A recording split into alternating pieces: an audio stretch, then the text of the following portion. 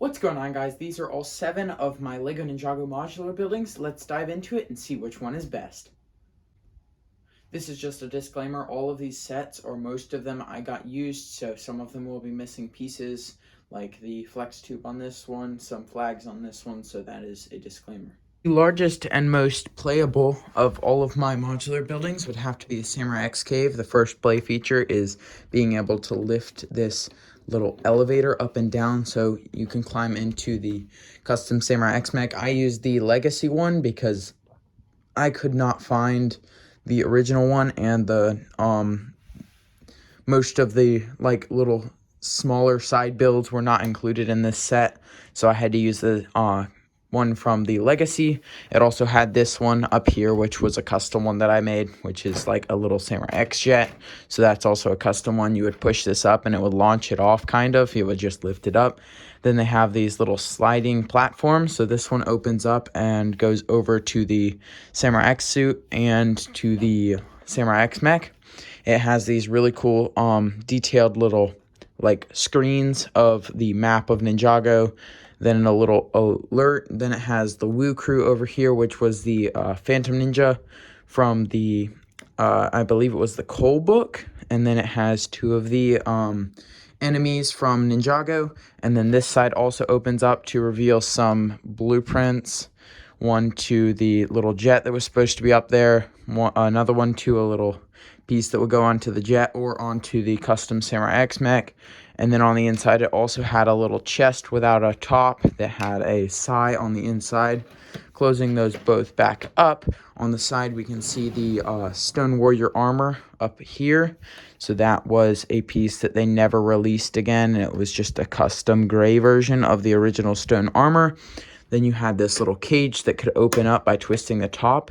It was like a little bit strained, so it was really hard to open, so it never really wanted to open fully for me. But a little bit of this is custom and built up taller because it didn't look good being lower, and I didn't have some of the 16 by 16 base plates, so that would be why it's higher, and that may be why it doesn't want to open anymore. But so on the side, they had this little skull that you could push and it would lift up as the skull from the series. So then opening up these, there's another little blueprint in here of the mech. So that was the mech. And then you can close them back up and it will lower back down over top of that to conceal the mech. Moving on to the second largest modular building that I have, we have the Skull Sorcerer's temple. So this little walkway can lift up by this little pole. I am missing one of these little pieces right here, which was like the little walkway pieces. So that is why it is a little offset. So there's that. And then up here, twisting this will raise and lower this. And it also has these little pieces on the inside that'll move. So that raises and lowers those. And then on here, these were the hearts to the little game that came with it, and it came with a little spinner. And then also moving this twists these. So as you can see, whenever I twist it, it moves those. Up here, you have this little feature where you can push this and it'll open this. So that was to access the blades. And then it has this really cool design for a walkway. They used a shotgun up here as the railing for the side, and then they have the little stickers for the game. So they have that, and then they have a new kind of walkway up here, a different one than the regular one. They have a little chest right here, and then they have the little clips right here to connect to the game, to the other pieces. So they had the other modular sets and things. So on the, I believe, no, okay, so this can detach if you want it to, because it has the little shield. So that can detach, but it's not necessarily supposed to.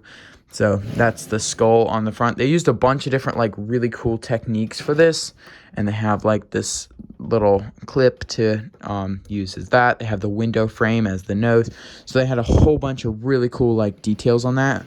On the front, you can also slide this, I think it's back, yeah, back, and it'll open up the lava inside of there. They used some fire inside of translucent orange 6x2, 2x1x6. So they had that, and then they put fire inside to open that up. And then on the inside, you can see they have the other blade on the inside, so that's where that's at. And then moving around to the back, we have the original Skull Sorcerer. We have a picture of him in there. So that's really cool with his skull. We have a candle. We have I guess this would be like a jewel. And then we have, I don't know what this is supposed to be, a crystal or something. And then we have a translucent pink wand. I don't know why that's in there, but they have that. And then they have a guitar. It's supposed to have a little set of armor back there, but I don't have that anymore. And then here's the gears from the inside. You can see it from the back, how all of the gears work and raise and lower all of the other pieces to the set. You have a spear. I think this is referencing the next season, the island, to their spears, and that is why they have that in there, but I am not for sure. So that is the spear. They also have, I believe it's Korgran's axe in this side, and then they may have like some little crystals and things that I don't have anymore, but then they have some gold right here, and then they have this really cool feature of like this little the great piece that Cole and Princess Fanya go in. This was also the only set that the Princess Fanya minifigure was ever in, so it was a custom figure for this. And then from the back you can see how they use these and how this opens. Okay, so I really do want to emphasize how fragile the brown tiles are from this old year. I probably shouldn't have taken that off. As you can see on the very bottom right there, it's already cracked just from moving it for this video. So that was one downside to this set, but this is the Fire Temple from 2011. So this one came with a side build. Some of these had really big side builds like this one and the Forge, which we will get to later. But so this one, the main play feature was being able to open this and pull this up, and it would open the two sides to reveal the fire dragon behind it, which was the first time the fire dragon had ever been in a set.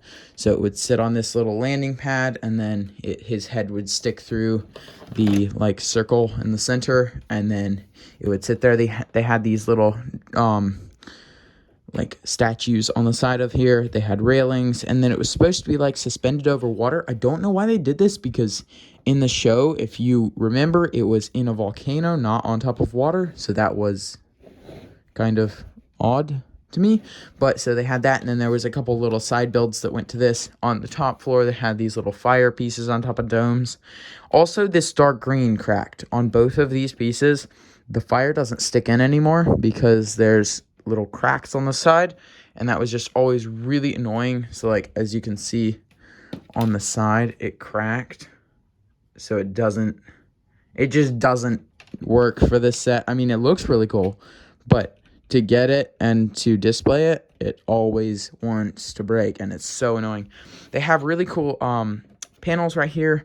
They are not stickered, they're printed, so that was really nice for this. And then they have some really cool features with like the little Chinese symbols and things, so they had all that.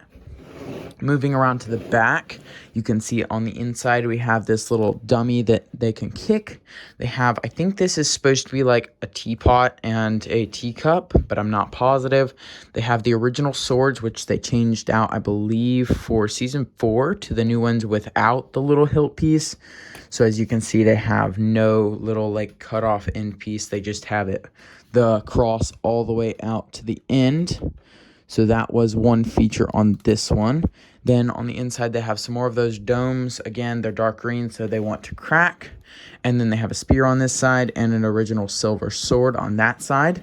On the top floor, they have literally no place for the minifigures to stand. So unless if you want to put one on this singular stud right here. But other than that, there is no more interior. I did decide on mine to change out this top layer, and I believe I put in, I don't remember exactly where it is, but I put in a second map of the golden weapons. So I put that in here somewhere. I don't actually remember where I put that in, so that is probably gone. But other than that, there is really no more play features other than it just looks really cool for display, especially with the dragon in it. Moving on to the other modular set from 2011, we have Garbodon's Dark Fortress. So it had these little flick fire missiles on the top, which whenever you would flick them, they would come out. So they had these little skulls on the front of them, which were really cool. They were just like the generic skeletons, not the ones from Ninjago. Garmadon had this little chair that had a bone on the top, which was kind of cool. And it was just sitting on top of there, and then it had fire. I don't remember, I think the fire's supposed to go up, but it was never actually in the show. It was just displayed on the box like that. You had the walkway right here with little like bone structures going along the side. I like to keep them like this, but you can choose however you want. They had these cages on the side to simulate prisons, and then they used these chains and clips to simulate like walkway siding and the like railings. They also have these really cool steps that were the one-piece steps going up. And then they have this really cool design as the roof on top. So they have that. They have a couple little like tooth pieces as little railing pieces. And then they have some torches. Moving along to the back, we have 2 crates that you could stick their weapons into. We have a frying pan, and I don't know what that's supposed to be. We have, I guess it's only one cell. Both sides are, I think, supposed to be cells. But for this side, they just decided to use it as a frying pan place or a kitchen, so I don't know why they did that. But they have a complete cell over here. They have a couple jumpers, 2x1 jumpers right here, and then they have a spider here. Did that do anything? Okay, no, it was just set on there for some reason. Yeah, there's no reason, no internal things in there. Okay, and then this button, whenever you press it, it actually pushes the spider off of the front. So as you can see from the front, whenever you mash this button, it presses off the spider. And this was supposed to be the spider that was in the episodes. So this was like that spider. They had like 300 of them or whatever that came after them. And then they used these little Technic pieces, I guess, for the little like fangs. So, I mean, I guess they work, but I think it would have been a lot cooler if they had actually used fangs, and if they had actually went off of the version from the show instead of just doing it in white, because I think it would have looked a lot cooler than just doing it in white. But that is the last play feature. Moving on to 2017, we have the Blacksmith Shop, which was released at the same time as the Lego Ninjago movie. So the sides would open, and they had this really cool feature. Whenever you opened it, you could take this little piece off, and then it had the fusion blade. You could stick it in this little slot in the front right there, and then when you twisted it, the top would twist. So like, as you can see, the inside for the piece right there, you can twist it, and whenever you twist it, it changes to the different sides. So they had their logo, the Elemental Master of Fire, their logo again with a different sticker, and then the Elemental Master logo of Water. And then taking that out, you can see that on the inside is a forge that whenever you move this, it actually does move the fire. So that was really cool. So that happens. And then they also had these really cool little hammers. I think I lost the other one, but it's supposed to have hammers on both sides. They have this little teapot on this side, which had little mats for them to sit at. And then they had this really cool detail of like spilled tea on the mat. So you can see that. And it's supposed to be like, I guess, tea. I don't know what it's supposed to be. Maybe it's supposed to be burnt, but one way or the other, it has really cool detailing. And then it has this little tray, which has, if I can get it out, it has, that's actually really hard to get out. Okay, it has a sushi roll on there, and then a little cup. So that was the little tray. Sliding it back in, you can see the logo for the Elemental Master of Fire, and then they have these little swords on the top with their like color, I guess, and then they have these really cool like ring detailing on the outside and a little tree. Moving along to the center right here, they have a bunch of little weapons that they forged on both sides. They have some really cool detailed white like window panes. Then moving along to the left side, we have this really cool like little place where inside had the Nia card, which was from the original card game. So that was in there. It was red. and it was really cool. And then they have this little grindstone which you can spin, and then they have the elemental like, I guess these would be posters, but not really. They're like cloth posters of the Elemental Master of Water symbol. And then on the inside, you can see how they held the roof up with like the little hinges. So they were on the little click hinges.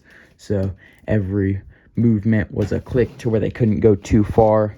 Then once you put this back in there, you kind of have to slide that out. This does come out all the way, and then you can slide it back in. And then closing this back up, moving around to the side, you can see that tree. And then along the back, they have this little gear. You can use this gear to change the inside of the furnace. So on the inside of the furnace, whenever you spin this, it spins that. So that is all the play features for the 2017 Lego Blacksmith Shop. Okay, so this is the 2018 Temple of Resurrection. It was supposed to be the resurrection grounds of the Garmadon minifigure from Season 8. It had this really cool feature of a bat. Also, both sides of these would open. Just reminding you, I did get this set brand new, but I have taken a few pieces off, like there were little flags with symbols on them here and here. So opening these up, on this side, it had a little gem on the inside and a skeleton, and then it had this little cobweb opening, and then they had these little slots where you could stick weapons. So I have a sai on this side. So that was what those clips were for. And then it had, I don't know what these were for, but these little like hinge pieces. This front little walkway can come off, but so see they're like the anti clips. So they had those. And then moving around to the side, you can see they have windows on either side as like little passageways, I guess, to extend the passageways. And then they had those on both sides. In the middle, we have these little like stickered sheets of all three of the Oni masks, making Garmadon come back. And then on this side, I guess it was like Garmadon actually coming back. And then I guess that was supposed to be mountains or something under him, but I don't really know what the symbols and things under him were supposed to be. Moving around to the second floor, on the inside, you can see we have these really cool, it came with all three Oni masks. So I had the red one, and then the purple and the orange. You could spin these around to show swords to where nobody could find the other Oni masks, and then they would be on the back. And then whenever you wanted them, you could spin them back around to show the really cool detailing on these panels. I believe these were actually stickered for some reason. I don't know why they didn't do what they did in the Fire Temple, but so that was that. And then on the inside, you also had these really cool floor panels that you could just like pull out the little pin on the side. So you would pull this out and it would drop the floor out. And then moving along to the top, we had this really cool feature where you could actually twist this back down or up, and it would lower that piece. Oh, that piece, that's where that went. Okay, so they had this little, it actually had Garmadon up here where whenever you would twist it, it would go down. As you can see, it would go down and then it would lift back up. So it would go down and it would reveal Garmadon, and it goes into this like grimace almost. So that was what that was for. And then moving it back up, you can see the little fire behind there. Not very well, though. It was actually really well hidden, other than just the little pieces of fire sticking out. So that was that. And then on the inside, I think these were just open. But then they have this really cool, like, balcony piece. And that is all of the play features for the 2018 Temple of Resurrection. Moving on to our final set, we have the island, which was the island, like, little like their whole city was based around this little part. It wasn't actually in the show, but I mean, they did the best that they could. So first up, we have this little trap where you could pull this little piece up and it would rip the floor up for some reason. I mean, it works, but it wasn't like necessarily anything from the season, so it would just pull up. And then you had this little piece where you could shoot out little studs once you had like 2 or 3 in there, I believe.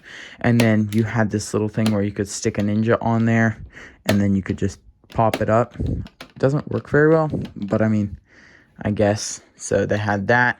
I believe what it was supposed to do was this would flip over, and then that plant is there, and then it flips out, and then they had this little stud shooter, which I don't know why, but the last one is not wanting to come out, so that is a downside to this.